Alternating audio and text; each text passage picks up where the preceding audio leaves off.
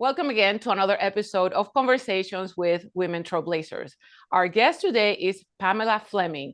Pamela is the CEO and founder of Change Navigators, a consulting agency that helps employees navigate the transition from their current state to a successful future state. Her agency works with teams to ensure their success with a robust execution ranging from change enablement to full end-to-end change execution. Pam, it's great to have you here today. Thank you, Carmen, so much for having me. I'm very delighted to be here. Excellent. And Pam, so that people start to know you, can you let us know how were you as a young girl?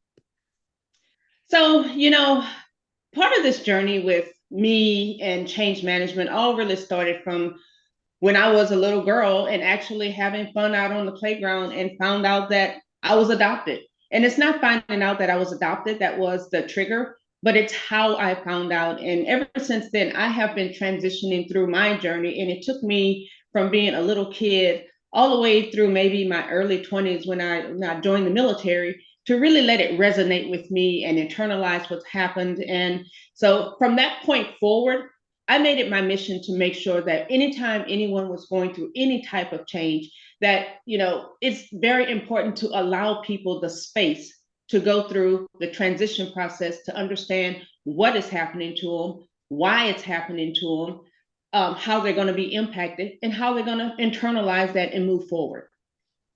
That's so interesting. And, finding out that you were adopted and then moving forward, you said some very, very special words there, allowing people time, allowing them, I would say, internalize what's going on and go through the change in their own way. I think there's a way for each person that they will process it individually, if I'm not mistaken. No, you're absolutely correct, because what we have to realize is that as individuals, we're all on our disparate change journeys. No one's on the same journey. Everybody may experience the same change, but the way we react to it, the way we internalize it, the way we experience it is going to be totally different.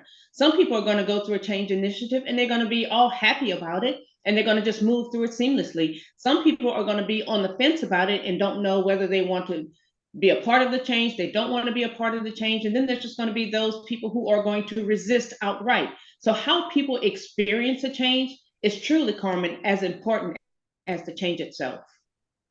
Thank you for saying that. I hope some people receive validation for what you've said, because there's no right or wrong way of experiencing it. There's an individual way, and the way you process it is your own way. And you mentioned, first of all, thank you for your service. You mentioned being a veteran. Mm-hmm. Tell us a little bit about your professional background. Were you always in the military, or have there been some changes throughout your background professionally? Yeah, so one of the things is when I graduated from high school, just being transparent, I had no interest in going to college for whatever reason. And my father was very upset with that because I wanted to join the military. And he said, absolutely not. So what happened? I turned 18. What did I do? I joined the military. And I stayed in the military for 8 years. I spent 4 years in Germany. Beautiful place, beautiful time. And then I came stateside and I spent 4 years at Fort Hood. While I was stationed at Fort Hood, the first 2 years I was at Fort Hood, the last 2 years I was actually deployed to Desert Storm. And when I got back from the war zone and I put my feet back on American soil, I said, that was time for me to get out and do something different. So throughout all of that, all of those experiences really helped me understand that transition process. So I went to school and I became a medical lab tech. Didn't like it. I stayed in the field for 5 years. I'm a very talkative person. I love interacting with people. Working in a hospital laboratory for 5 years just didn't cut it. So I went back to school and I was getting my undergrad in information systems, moved on to get my master's in public administration because I was working at LSU at the time. But just by way of taking an elective class, Carmen, I actually took an organizational development class. Absolutely fell in love with the concept of organizational development. Didn't look back. I actually applied to a second master's program while in my first master's program. So I ended up being accepted. So I was in two master's programs at the same time. And so I worked really hard to graduate with both of them at one time. So I ended up taking anywhere between 18 to 21 hours a semester as a graduate student while working full time. Graduated with my dual master's, one in OD and the other in public administration. Then I went straight into the PhD program for organizational leadership development. And then I moved and started working in the consulting world. I actually moved to Texas to work at MD Anderson as a Six Sigma consultant at MD Anderson. And somehow I got engaged in a project and I started doing change management. I can't tell you where that transition happened from OD to change management. It just happened. And so I've been doing change management for the past almost 20 years now. That's very impressive. You know, you have this a lot of variations in your journey. Yes. Not, I would like to say, not exactly planned. No. It's like opportunities came to you and you took them, you know, with all your heart. You actually made it happen. And you found something that became your passion, which is change management, change enablement. Yeah. And speaking of which, could you tell us about change? Because the first time I met you, a few months ago, if you don't remember, you told me you worked in change. That was your business. And honestly, I did not understand. I was like, okay, it's such a broad term. Yes. But at the same time, it can be very specific if you are working with certain teams at different times.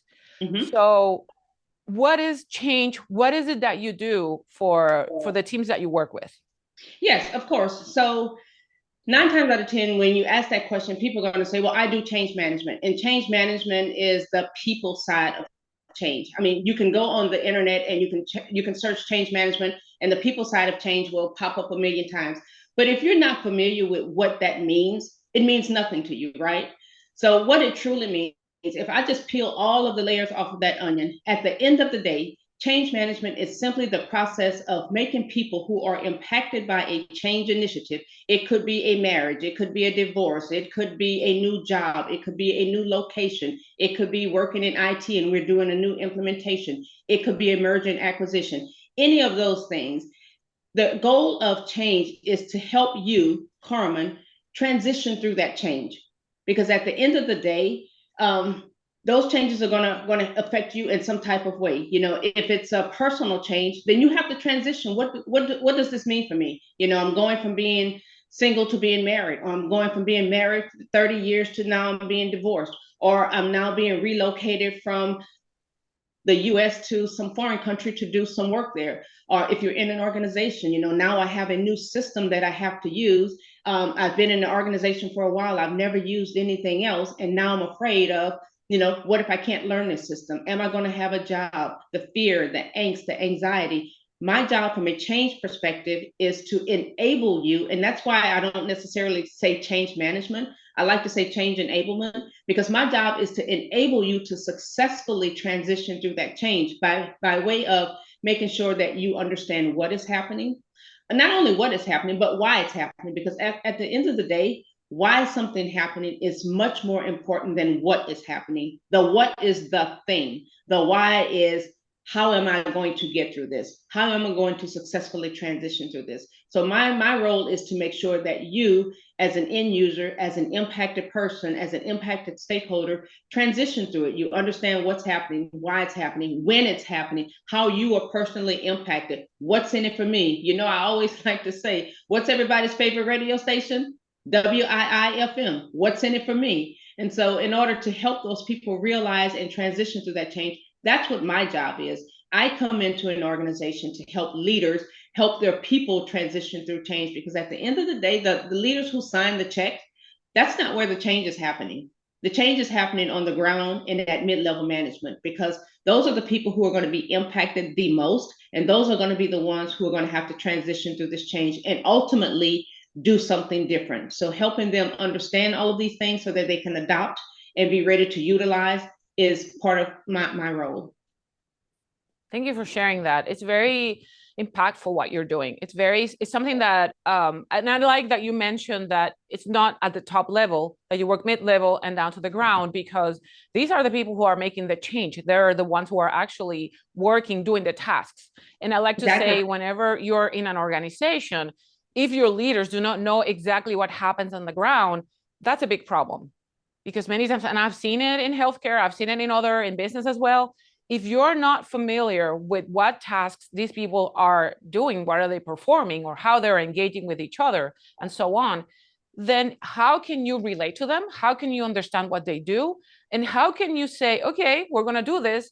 I think this is best, but exactly, do you know what's best, or you're just thinking because of what your perspective is without being related to what they do? Well, Carmen, you've hit the nail directly on the head, because a lot of times when leaders make the transition to say, hey, I'm going to move from X system to Y system, it's never really with the thought of, oh, I'm going to think about how Pam is impacted. I'm going to think about how Carmen is impacted. It's really what's going to be the best thing for the organization. And so when you don't think about change management, when you don't bring change management to the table, you have things that happen like people are unaware because they're not thinking about what's the communications campaign that we need to drip to employees to help them become aware of what's happening. They don't think about things like maybe we need to do a stakeholder assessment, because not only is it going to be important to do that, you need to understand who is impacted and how they're impacted, because not everyone at your organization is going to be impacted to the same degree or the same way. Some people may not be impacted at all. Part of change management's job or change enablement's job is to make sure that we understand who are those disparate stakeholders, how are they impacted, and to what level and degree that they're impacted. And then what we do from there is we really put them on a 4x4 quadrant. And based on what quadrant they fall in is really going to set the tone of how we engage with them, how we communicate with them, how we train them throughout the life cycle of this project. So missing that front end analysis, that front end piece from change enablement is critical. And I tell you what, Jack Welch always says, change before you have to. And that is so critical, because it costs 2 to 3 times more to fix a problem on the back end versus paying what it costs to fix it on the front end, or to do it right the first time. Absolutely. It's so true. Sometimes it doesn't happen that way. Most times it doesn't happen. Most of the time, as much as we'd like for that to occur, but we can always learn, and we can always move on and say, okay, I'm going to try better next time. We're going to do it better next time. Now that we know. You told us about how you were as a young girl and how you got into change. But tell us about your business journey. You've made this business. You're now have a consulting agency. Mm-hmm. What has happened throughout the time with Pam at the beginning and Pam nowadays, or your business in the beginning and nowadays? So let me just give you a little backstory about how Change Navigators came about. Because again, I've been in change management and consulting for almost 2 decades now. And I've worked at, larger organizations, one of the big 4. I've worked at many of the different smaller and mid-sized consultancies. And, the reality is, and I'm just going to be fully transparent here, the reality is I have been as a consultant, providing not the best service to clients, because we're always on this is not part of the statement of work, or someone writes a crappy statement of work and it's very nebulous and it's open to determination by the client or by the consulting company, and it just becomes a mess. I've also worked in industry where I have been a recipient of the crappy work that comes from consultants. And so one of the things, and don't get me wrong, there are lots of really good consultants out there. And a lot of these companies are very good and great companies. But at the end of the day, when you're in these really large ones, it's just kind of a numbers game. So I decided I wanted to start Change Navigators because I felt like I understood the back end side, the business side, and I also understood the side of being a client and knowing what we needed to get from a consulting agency.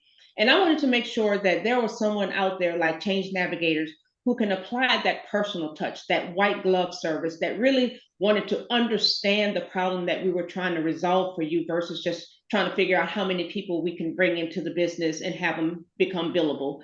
Now, at the end of the day, we may need to bring people in that's going to be billable, but that's not top of mind for me. Change Navigators always starts with the end in mind. So we think about, how do we get you to be in the driver's seat so that we can exit your organization at some point in time?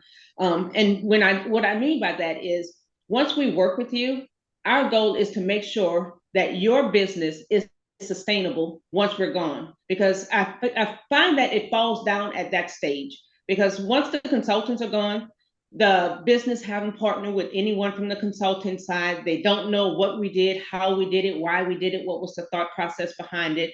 They don't understand how to continue the sustainability after it. So that's when things start to fall apart, because they were like, well, there's no one here who knows how to do that. So then things start to fall apart. And what happens then? People go back to their old ways of doing things. Very inefficient. That's not what the company has just spent a $20 million implementation to do, for people to do the same thing that they've always done. So I figure Change Navigators can get to the heart of that. We can go deep and we can go wide, because we're not one of the big conglomerates. We can provide that service, that white glove service. We can be that trusted partner, that trusted advisor that provides that thought leadership. So when I first started Change Navigators, which was only back in August of last year, it was really kind to just figure out what it was we wanted to do, what types of services we wanted to offer. So I wanted us to be kind of a niche type of change management consultant, not just the jack of all trades. So basically what I've done is, in addition to being able to do change management full scale end to end, now current day Change Navigators, we're at the point where we can create change management offices for organizations that say, hey, I want to bring the change capability inside. We do practitioner training to help those who are going to be in a change enablement office learn how to use the tools, the templates, the tricks, and all of that. There's a whole separate training that's for people who are non-practitioners, maybe just people who want to sharpen their change muscle, want to understand, how do I, as an individual, respond to change when it happens. We offer the whole masterclass series. So back when I started Change Navigators, not necessarily understanding what it is we wanted to do, I really put my arms around it and have put some guardrails up, and I know exactly what it is we offer. And we're not a jack of all trades. I don't go and I don't do all of these other things. So I strictly stay in the lane of change enablement and change management, because that's what we do. And I think having that focus really helps organizations, because we're coming in there to do something specific, not just come and do a peanut butter spread of a strategy for your organization. So I think we've found our stronghold. That's excellent. And I'm glad that you mentioned that you figure it out, and that you have a specific niche, you have a specific area that you concentrate on. Mm-hmm. It's great not to be a jack of all trades, because now you can offer specific help to the people that need it. Exactly. It's much easier to say, this is what we do, as opposed to bringing a whole catalog of things that they may or may not need, may or may not help them. And I'm sure you've seen that as well.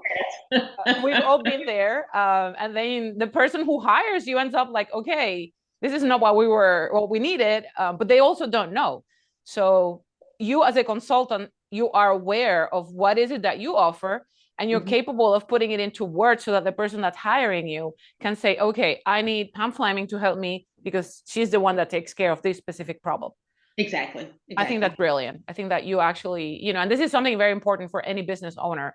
Sometimes we think that offering everything to everyone is the best way. Honestly, people want someone who can do a good job in the specific area that they need. If it's something that we all need to know as business owners, that is our responsibility. And it's also important to say, I am not the person for that, but I can refer someone. Or if you don't know someone, just, you're not that person, but own it. Let them know, this is not my area. You will be better served with someone else. Carmen, again, you've hit the nail on the head. I mean, you have so many great sayings. You're awesome. The reality is, I recognize that I am a smaller consultancy. We are a smaller consultancy. I also recognize the fact that we can't be everything to everyone. And I am okay with that. My goal is to not serve everyone in every industry, but being a change practitioner or a change consultancy, we can serve in any industry, because change management is kind of industry agnostic. If you can do change in one, you can do change in the other. You just need to start thinking about how the stakeholders are a little bit differently. But to your point, and exactly to your point, is we're not for everyone. And I'm okay with that. And if a company doesn't see the value, that's okay, because I'm hoping that there are 2 to 3 that will see the value. Because again, I'm coming with a very narrow focus of change enablement. My goal is to help employers reduce resistance so that they can see the ROI that they intended for their 10, 20, 30, 40, $50 million implementation. You're not going to see that if your employees are resistant. You're not going to see that if your employees are unaware. You're not going to see that if your employees feel like they're not a part of the change. So my role is to come in and help break down those walls of resistance. You will never, ever 100% get away from some employees being resistant. And any consultant that tells you I can get rid of all your resistance, I would be leery and run in the other direction. But you can do things to mitigate it. And that's really my role. Excellent, excellent. And I wanted to ask you, throughout this time that you started your business, what are some challenges or some lessons, some obstacles, anything you want to share with us as a business owner? I'm sure there's something out there, or maybe too many to tell, but something that you can share with us. Well, I can tell you the biggest challenge and the biggest lesson learned is that owning a business is not like working at a business or in a business, because you have to rise up above working in the business. And it becomes very difficult when you start your own company, because 9 times out of 10, you have to have some sweat equity there. You have to roll up your sleeves and work in the business. But to be a successful business owner long term, you need to work on the business and not in the business, meaning you have to get out there and pound the pavement and make those connections. You have to get out there and network with these organizations. You have to market yourself and get yourself out there in front of the right people. One of the bigger mistakes that I've started off early making is attending a lot of these different networking opportunities.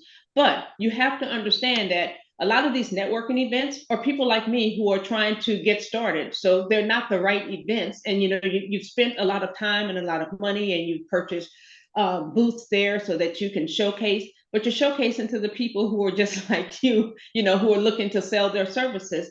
So that's what I will tell anyone who's looking to start a business. Make sure that you have a plan that helps you understand how to work on your business and not necessarily in your business. You maybe need to look at some angel investors. You might need to look at some venture capitalists if that's what you're trying to do. Hey, I actually won the HCC, the Houston Community College pitch competition for veterans back in October, November of last year. Maybe look into some of those things to get some capital to help you start working on your business versus in your business. I think for me, that is the biggest lesson learned, is understanding which opportunities you need to go after from a networking perspective, from an engagement perspective, from going out there to all of these events. Make sure you understand which events are going to be the most successful for you versus you wasting your time and your effort and your money trying to go to all of these little things that's not going to make a difference for you.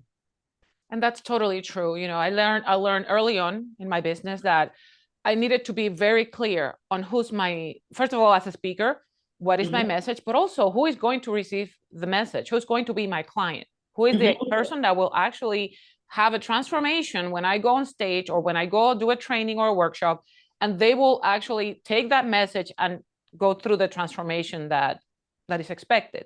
So I'm sure you actually figured that out very early, as you mentioned. And you also said that going to events, yes, we can go to events, but like you said, going to just any event will not really help you. You have to be very clear. That's why you need to know who's your client, who is the person that you are trying to help.